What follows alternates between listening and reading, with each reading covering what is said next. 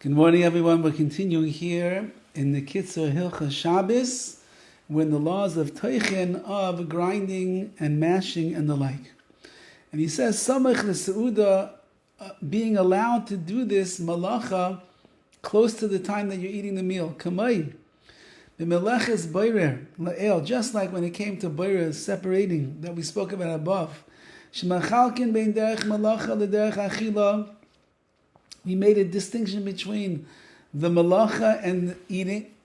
Kein b'meleches teichen, so too when it comes to teichen, mechalkin bein derech malacha l'derech achila. There's a difference between doing the malacha and the derech achila, and then the way of eating it. What does that mean? V'hainu, k'moisham, just like over there, when it comes to boirer, matir and gam kan, we're going to be matir, we're going to permit it over here, which means teichen samach la'achila.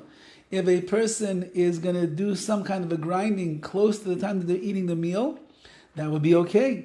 As long as you're not using a specialized utensil that was made for grinding and the like.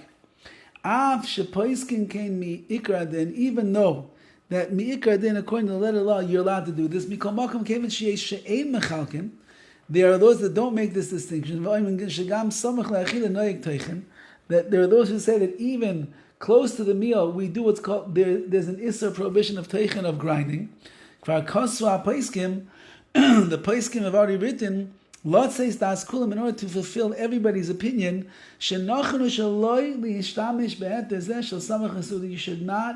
utilize this leniency of doing teichen, of doing some kind of grinding, even samach l'seuda, close to the time that you're going to eat the meal. Yeshem ma'isifin, and there are those that add, shegam l'das hamatim b'samach l'seuda, even those that say that you would be allowed to do close to the meal, me'kilin rak b'devarim shebe'atzmam em ma'cholim.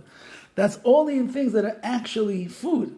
Aval b'devarim sheboim rak lahatim sha'oichin, but those things that are coming just to flavor food, kegoin tavlin u'kedem, like spices.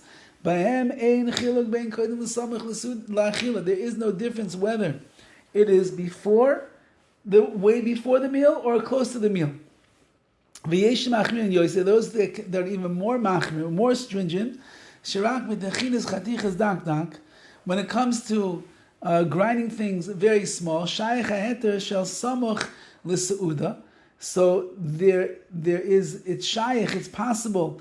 This heter of samach l'seuda lamatir aval b'devarim shetechinasam nasis al yedei risuk, with those things that you grind it by mashing it, could go in risuk banana, like mashing a banana. Ein chilo gam kein bein koidem l'samach le'achila. There is no difference whether you did it before or afterwards. Now he's bringing down some very machmir, very stringent opinions over here. I do believe that in general, the minhag ha'olam, the general way in which people do things is that if it's samach l'seuda, if it's going to be close to the meal itself, so then we are going to be allowed to do these different types of mashing and grinding activities over here. Certainly the banana and the avocado, especially you're feeding your child and the like, and we're going to see how exactly we're going to do it, that it's going to be permissible, but in a case where you're going to hold of the more, let's call it lenient opinions, which seems again to be the minhag, the custom that most people have, when you're allowed to do techina, when you're allowed to do the grinding or the mashing, it has to be done in a particular way. And certainly one thing he said already, it cannot be done with a kli, with a utensil that was made for grinding or for mashing. And we'll see how halachically a person is going to be able to perform this.